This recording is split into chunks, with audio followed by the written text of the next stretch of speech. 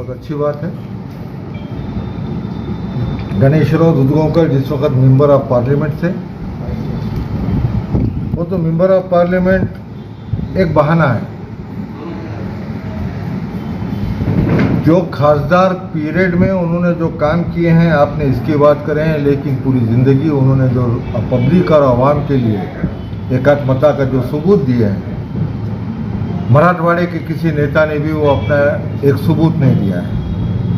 पहली बात बता रहा हूँ ये भाई, कि जिस तरह आपने मुझसे पूछा कि खासदार के पीरियड में उन्होंने क्या किया है।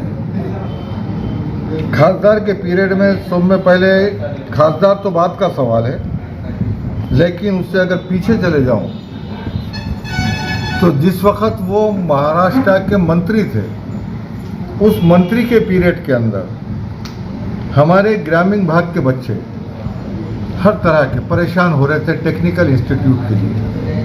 और जब वो टेक्निकल इंस्टीट्यूट के लिए जब वो परेशान हो रहे थे, तो उन्होंने अपनी बात में ये कहा कि एक दफ़ा का जिक्र है, मुझे बहुत अच्छा याद है, कि एक गांव के बनवस गांव था, देखिए, उस गांव के लोग आए थे और उस पीरियड में कहा था कि दुधगांवकर साहब हमारे बच्चों को टेक्निकल हैंड होना है।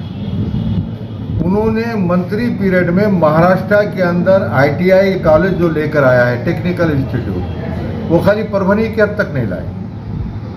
परभनी ज़िले में तमाम तरफ उन्होंने टेक्निकल ITI कॉलेज लेकर आए हैं। ये उनका शुभ में पहला काम था।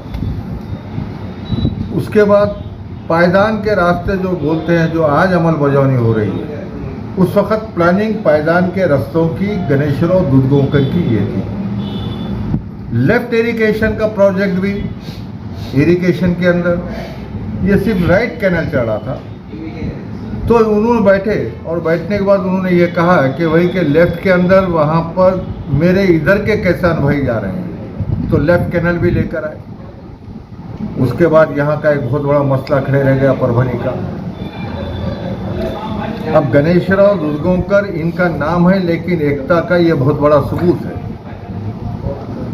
117 साल से परभनी शहर की सैयद शाह तुराबुल हक का जो उर्स होता है, उस उर्स की कश्ती को उठाने के लिए कलेक्टर का जो मान था हाइए, उसके बाद से गणेशराव दुधगांवकर ने वो कश्ती को अपने सर पर लेकर वहाँ तक लेकर आए। ये सब में बड़ा उनका एक एकता का सबूत है। उसकी वजह ये है कि अब मैं पिछले दिन, आपने बहुत थोड़ा वक्त दिए है मुझे, तो अब आपने अगर बताया है कि खासदार पीरियड में क्या की। अब खासदार पीरियड के अंदर गरीब बच्चों को, गरीब लोगों को, गरीब वास्ते उन्होंने 1 लाख पासेस इशू करे हैं, जो आने जाने के लिए जो पासेस बच्चों को जाना था, जो परभनी से लेकर पढ़ने के लिए आते थे। अब दूसरी बात यह है कि यहाँ पर एजुकेशन सेक्टर की जहाँ मैं बात करूँ,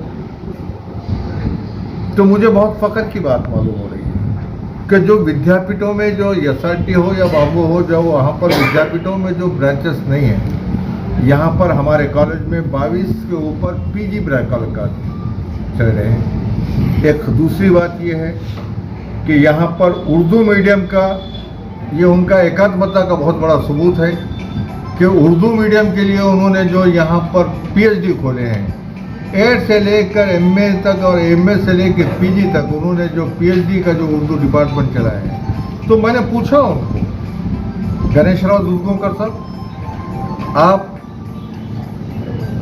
यहाँ पर उर्दू स्कूल खोलने की वजह क्या है?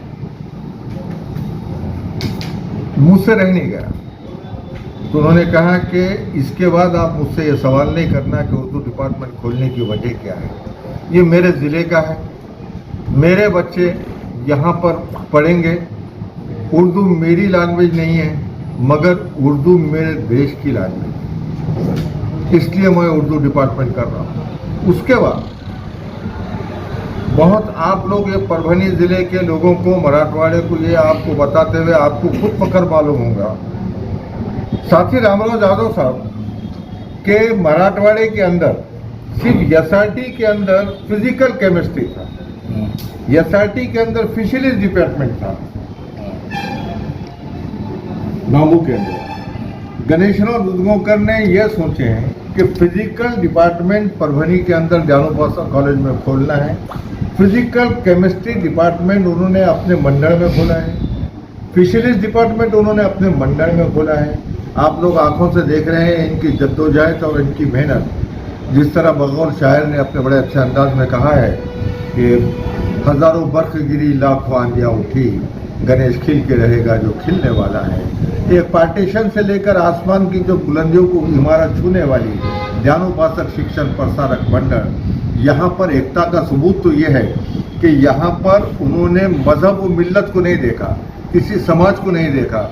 इस वक्त यहाँ काबिलियत को फर्स्ट प्रेफरेंस दिया और काबिलियत के अंदर उन्होंने इस शिक्षण प्रसारक मंडल का ज्ञानोपासक कॉलेज का प्रिंसिपल बाबर सर को बनाया, शेख मोहम्मद बाबर। ये उनका बहुत बड़ा एकता का सबूत है।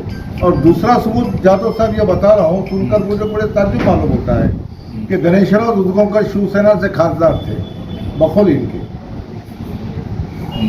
मगर हर समाज का आदमी बोलता था कि गणेशराव दुधगांवकर शिवसेना के मेंबर ऑफ पार्लियामेंट नहीं है, वो मेंबर ऑफ पार्लियामेंट हमारे हैं।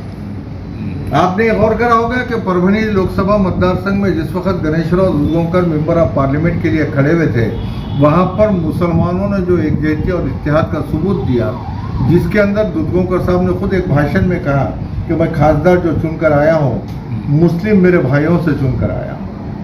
हफ्तेवारी बाजार के अंदर बड़ा जंगजू भाषण के अंदर उन्होंने ये कहा। और बाद में यहाँ के लोग बड़े परेशान थे कि यहाँ पर बुरखे नजर क्यों नहीं आ रहे, तो लोगों ने कहा कि इसके बाद आप बोलना नहीं कि गणेशराव वो नाम है, वो हमारा भाई है, मेरे भाई के लिए हम वोटिंग को नहीं गए। ये हमारा बहुत बड़ा सबूत है। दुधगांवकर को मेरे दिल की गहराइयों से एक मुबारकबाद दे रहा हूँ और मैं ये दुआ करूँगा उसके बारगाह इलाही के अंदर कि गणेशराव दुधगांवकर, जिस तरह आपने ये कहा है कि माजी, तो अब माजी को उड़ा दीजिए, अब आजी के लिए आप और हम तमाम लोग इनके लिए दुआ करेंगे और आज ही इनके लिए बहुत जल्दी किस्मतों के अंदर क्या जो खिलने वाला है। ज़्यादा वक्त नहीं लूँगा। जय हिंद, जय महाराष्ट्र।